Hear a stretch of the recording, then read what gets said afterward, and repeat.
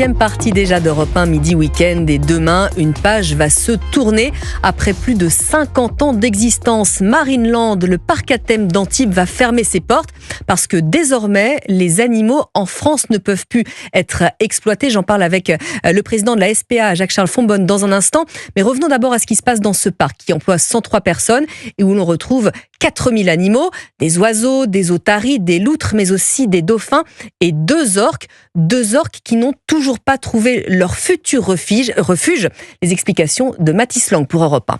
La question reste en suspens pour Wiki et Kejo, les deux dernières orques du parc. Contactés par Europe 1, le zoo marin affirme chercher une destination, je cite, équivalente à Marineland en termes de bien-être animal. Un transfert vers un parc situé dans les îles Canaries est évoqué. Cela fait partie des pistes parmi d'autres, insiste le parc.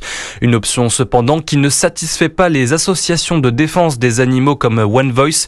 Muriel Arnal en est la présidente. Le delphinarium à Tenerife en Espagne est une très mauvaise solution puisque les orques meurent là-bas comme à Marineland. 4 orques très jeunes sont morts ces 4 dernières années. Donc nous sommes toujours dans cette inquiétude de savoir si une solution correcte va être enfin mise en œuvre. One Voice, tout comme d'autres ONG, milite pour un placement dans un sanctuaire où les spécimens évolueraient en semi-autonomie. C'est également ce qui est privilégié dans un rapport de l'Inspection générale de l'environnement et du développement durable publié en septembre dernier. Les explications de Mathis Lang pour Europe 1 est au cœur de cette fermeture. Donc, la société qui évolue, des Français qui sont moins enclins à assister à des spectacles mettant en scène des animaux. C'est le cas dans les cirques également. Bonjour Jacques-Charles Fonbonne. Bonjour. Et tous les vœux de l'équipe d'Europe 1 Midi Week-end, bien entendu. Vous présidez la SPA. Est-ce que ça va dans le bon sens, selon vous, d'abord, ces fermetures en matière de maltraitance animale ? Oui, ça va dans le bon sens, évidemment. Ça va dans le sens de l'éthique que nous essayons de prôner, c'est-à-dire l'animal n'est pas une distraction, l'animal n'est pas un jouet, l'animal n'est pas un objet. C'est un être vivant qui a besoin de vivre dans son milieu naturel. Alors c'est vrai que ça s'inscrit dans la logique de la loi de novembre 2021, c'est-à-dire qu'il y a eu la fermeture des animaleries, l'interdiction, de la vente des chiens et des chats dans les animaleries. Maintenant, c'est effectivement la fermeture des parcs aquatiques avec des grands cétacés.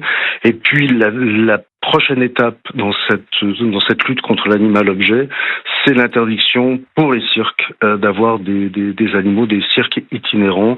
Là aussi, on le comprend facilement, les animaux seront privés de leurs conditions de vie naturelles. Et des animaux qui sont trimballés d'une ville à l'autre dans des cages, évidemment. Alors, évidemment, la maltraitance, vous la côtoyez dans vos refuges avec les animaux abandonnés. L'abandon, c'est une maltraitance.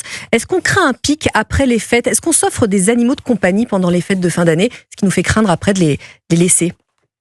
Oui, alors effectivement, nous militons tous les ans, nous attirons l'attention des familles, des parents, sur le fait que c'est pas une bonne idée d'acheter un animal et de le mettre au pied du sapin. Alors, évidemment, si c'est un projet concerté, réfléchi, avec toute la famille, avec tout le monde est d'accord, pourquoi pas ? C'est effectivement une idée sympa. Ce qui est une très mauvaise idée, c'est de céder aux enfants, de céder à la pression de l'envie d'avoir un petit animal, et puis de l'avoir effectivement comme un jouet au pied du sapin. On est dans cette logique de l'animal jouet, de l'animal objet, et là effectivement, si c'est un animal qui devient très rapidement encombrant, il se retrouve chez nous dans une autre association de recueil des animaux. Animal de compagnie, comme on les appelle, et c'est vrai que si mamie se sent un peu seule, pas la peine de prendre un chat ou un chien par surprise si elle n'en a pas émis le souhait, parce que c'est vrai, vous le rappeliez, un animal, c'est 7 jours sur 7, 365 jours par an. Oui, et puis le sortir le matin, à midi, le soir, quand c'est un chien, sous la pluie, tard après le match de foot.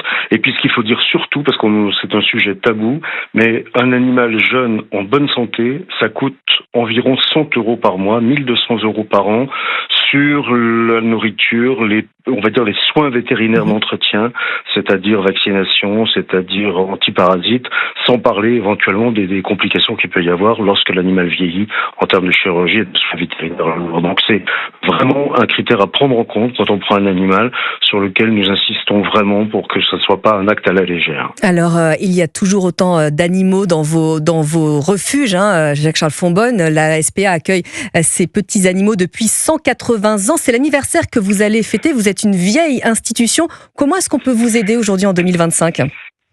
Ah, je vous en prie. On est une vieille institution extrêmement moderne. Comment on peut nous aider? Alors, on a plein de projets pour cette année 2025. Alors, effectivement, le 2 décembre, ce sera les 180 ans. J'ai toujours plaisir à dire que c'est Napoléon III qui nous a accordé quelques années plus tard la reconnaissance d'utilité publique. Alors, on va essayer d'avoir un maximum de visibilité de façon à motiver les gens qui nous aiment et qui nous aident. On ne vit, parce qu'on est une association, peu de gens le savent, on n'est pas un avatar d'un ministère quelconque.